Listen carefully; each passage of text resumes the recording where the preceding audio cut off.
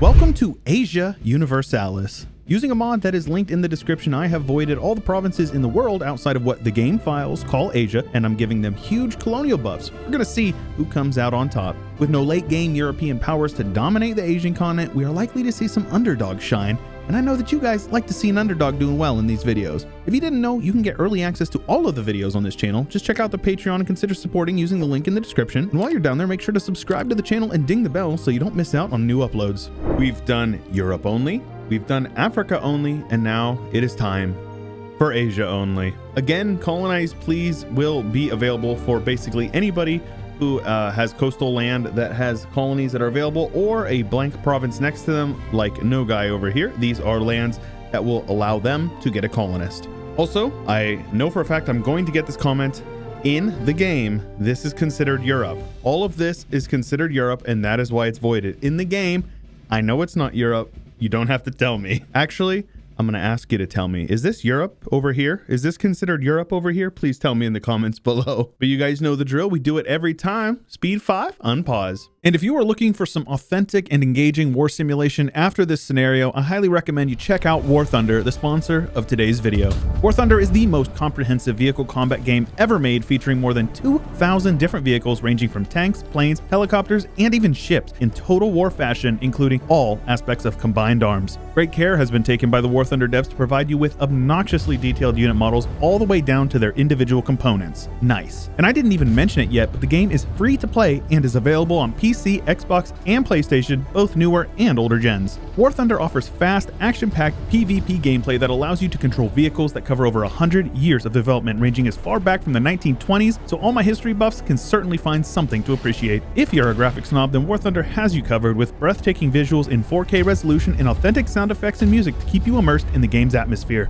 My personal favorite is how deep the vehicle customization system is, and this applies to all vehicles. It's actually kind of wild the sheer variety that you have to choose from in this game. Whether it is on the ground, the air, or in the water, there is hundreds of different camouflages, historical markings and insignia, and even 3D decorators like auxiliary equipment and bushes that you can use to make your war engine look and feel exactly how you've envisioned it. Download the game right now on PC or console and register using my link below and get a juicy free bonus pack featuring multiple premium vehicles, premium account access, boosters, and much more. Additionally, both new and returning players will get an exclusive decal to swag out your kit. Again, download War Thunder and register today using my link below for tons of goodies and an enhanced free-to-play experience while also supporting your boy. Big shout out to War Thunder for sponsoring the video.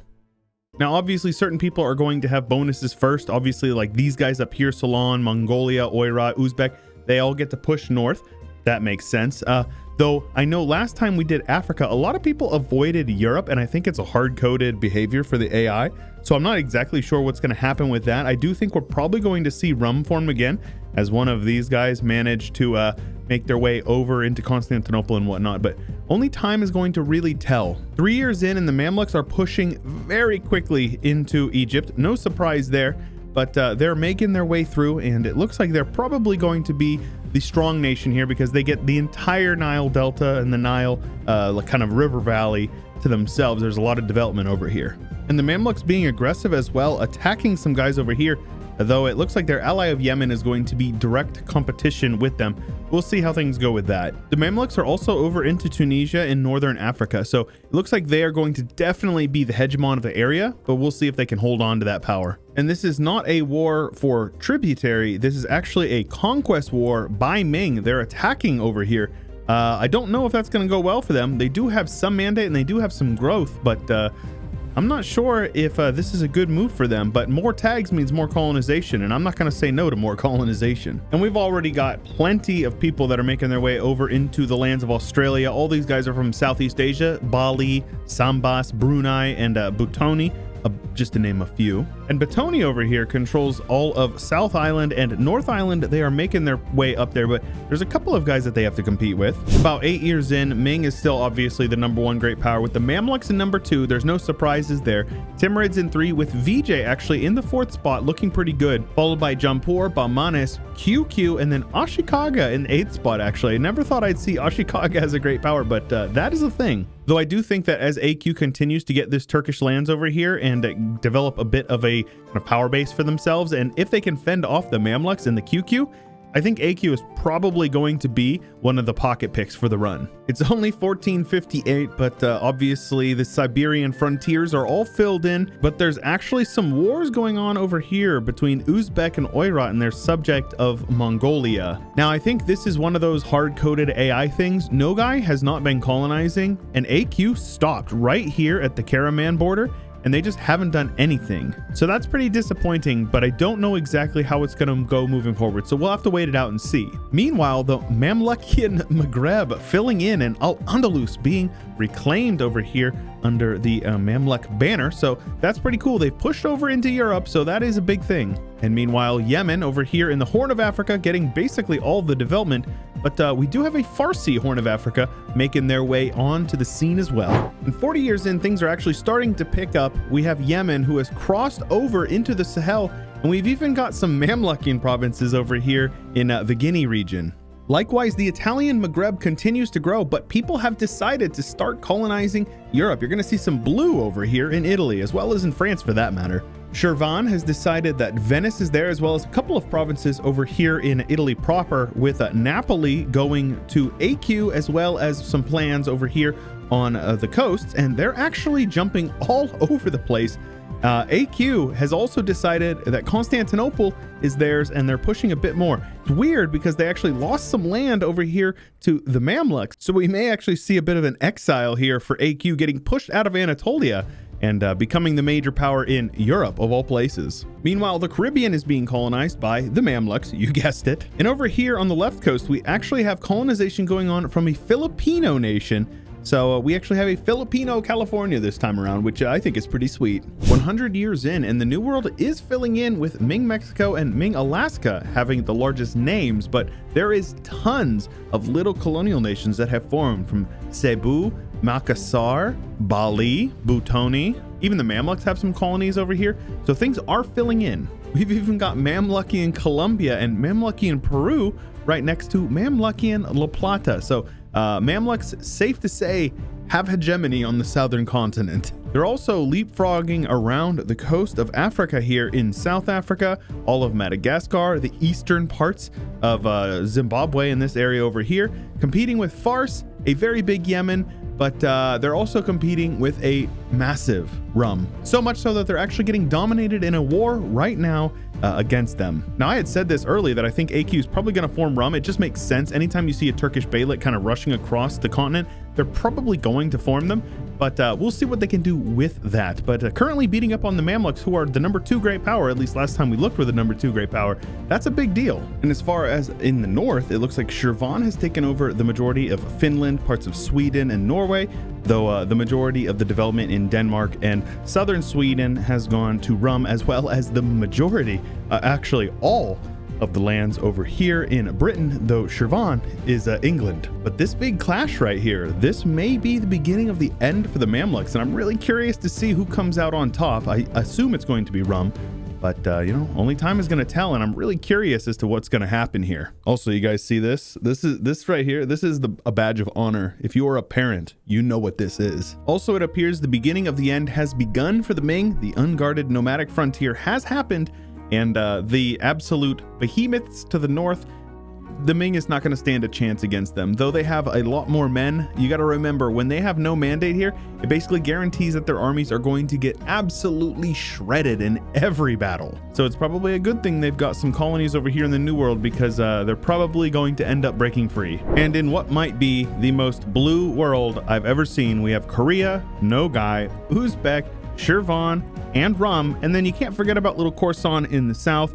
Definitely just sea to shining sea here, only this time it's Pacific to Atlantic across Eurasia. And 200 years in, we have our first hegemon here, naval hegemon of all of them, for Rum, who is the #2 great power behind Shirvan, who is decently well out in front, but the Mamluks and Rum are kind of neck and neck, and then it falls way down to Ming. And the only reason Ming is actually competitive is because they have a lot of colonial development. Though in 5th place we have Yemen, then Bengal, Balmanis, and Jaunpur rounding out the 8th spot with a 545 development. So quite a bit of a development consolidation has gone on since I think the last time we looked, Ashikaga had like 190. South America is almost exclusively Mamlukian, with a couple of provinces down here in just the tip going to Fulo, who popped out of Western Africa. Meanwhile, North America very much still in the hands of Ming, taking over California as well as a large portion of Mexico, pushing into Louisiana. But we also have Cebuan, Mexico in Louisiana, of all places, with new Mamluks and new rum over here on the East Coast, looking pretty good. Of course, we have Rumi Canada here, and I think it's only a matter of time before the Mams end up losing the East Coast. I would be surprised if they held on to it, especially considering that most of their development and their base of power is down here in the South. And now that colonization is for the most part done, I'm curious how things are going to go. We are going to go 1,000 years, like I said in the beginning, or at least I think I would have said in the beginning. So we are going to go 1,000 years. We'll see how things go. Also, Bengal competing with Bamanis over here for hegemony in India, but it looks like Bengal's actually going into Burma, pushing into Malaysia. Though I think we already know Bamanis is almost certainly going to form Delhi / maybe Hindustan. That would be cool. Somehow we have a Ming Western India. I don't even know how they got provinces over here. And Mamlukian Southern Africa has a couple of rebels walking around. Just a couple though, not a whole lot. We're gonna go a couple hundred more years than we have already, but at the end of the regular start date, the 1821 date, Sugandees, Australia is absolutely bussin', as the kids say. They also have some land up in the Malaccas all the way over into their homelands. Bengal did as Bengal does and blobbed quite a bit, though they are a bit outshined by Deccan and Jaunpur around them, or at least, you know, they're competitive with them. Ming still exists and is actually beating up on Japan, but they've also been beat up on by Shirvan. Hilariously, Uzbek has migrated all the way over into Mongolia and Siberia, and Europe is still a mess compared to what it was before. It looks basically the same. Shirvan filled in the inland parts of continental Europe, and Rum got the coastal parts, and they split Ireland because, you know, reasons. Rum ended up pushing back the Mamluks a bit, but not a whole lot, actually. Somebody who I'm pretty sure colonized what they wanted and then literally didn't do anything else for the rest of the game is Yemen. They got the Horn of Africa, the interior parts of the Sahel, and whatever this is, Nubia, and then they did nothing. They just sat still for like 300 years. Though the Mamluks touched up their borders, so now they have good name placement down here in southern Africa. And I do think that Farsi Horn of Africa does need a special mention because they colonized this and then they just kept it. The border gore up in Manchuria is pretty bad. I think this is Jiangsu right here as well. So there's a ton of people hanging out, and they all possess like 1 or 2 provinces, or they're, you know, just have exclaves in other nations, but it's pretty funny looking regardless. No surprise, the Mamluks maintained their colonial possessions in Southern America, with Fulo owning just the tip down here. And no surprise as well, the collapse of Ming led to them losing a lot of their colonial possessions. New Rum is very big, Rumi Canada, very big, Rumi Cascadia, new and looking good, and Ming Alaska exists in like Idaho or Montana or something like that. Ming Mexico is almost exclusively New Mexico in America, and Mamlukian Mexico is a lot of Texas with northern Mexico. Though I would be remiss if I didn't mention our Delhi boys over here from Sumatra, over in California in northern Mexico. Got to get a little bit of representation for our Indonesian homies. Rumi Mexico's down here as well, but they're surrounded by hostile forces. The religious map mode is pretty cool because the Ming colonies, actually, a few of them were Hindu early on. A lot of the inland stuff is all Confucian, with Sunnis controlling the entirety of the East Coast, as well as all the development over here in the Caribbean, with one single Shia province over here in Kaminar. The Mosquito Kingdom hanging out in Abadi land over here, which is pretty sweet. And aside from a couple of provinces, South America is Sunni. As far as the rest of the world goes, yeah, obviously Europe is going to be Sunni. It's colonized by Shirvan and Rum. As Africa has been colonized mostly by the Mamluks, it's all Sunni as well. Over here in the east, lots of Confucian, lots of Shinto. Tengri is mostly gone, pushed out by Sunnis and Shintos of all people. And the Buddhists of India and Southeast Asia are almost gone, getting snuffed out by the Sunnis, as well as looks like they're controlled over here by Sunnis as well. Cultural map mode's pretty cool. It's all Azerbaijani and Turkish. That's like most of the majority of the development over here in Europe.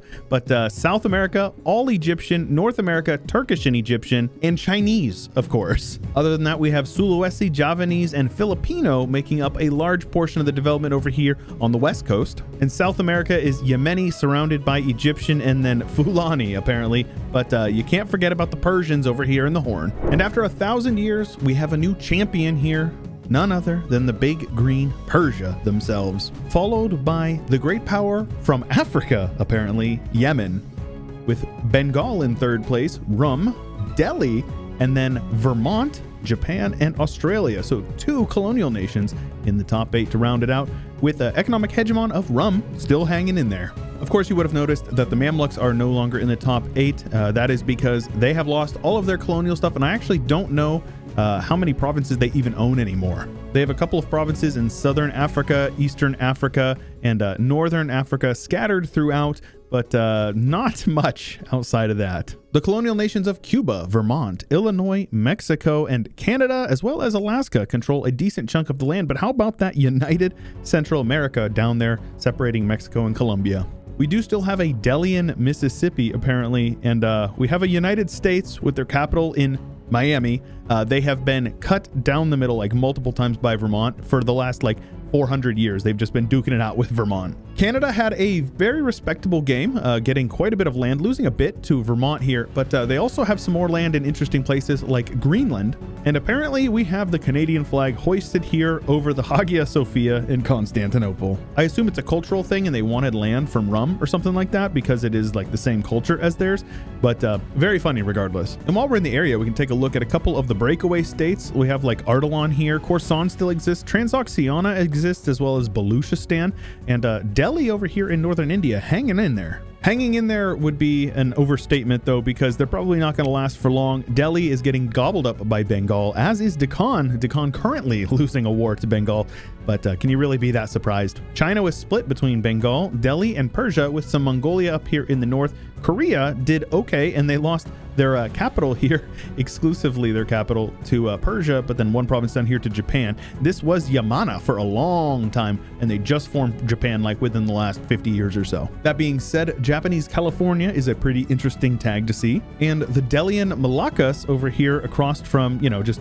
Delhi of Sumatra is pretty cool. And of course, the great powers list didn't lie to you. Yemen is absolutely massive with 11,000 development, mostly over here in Anatolia, Arabia, parts of India, but mostly just all of Africa.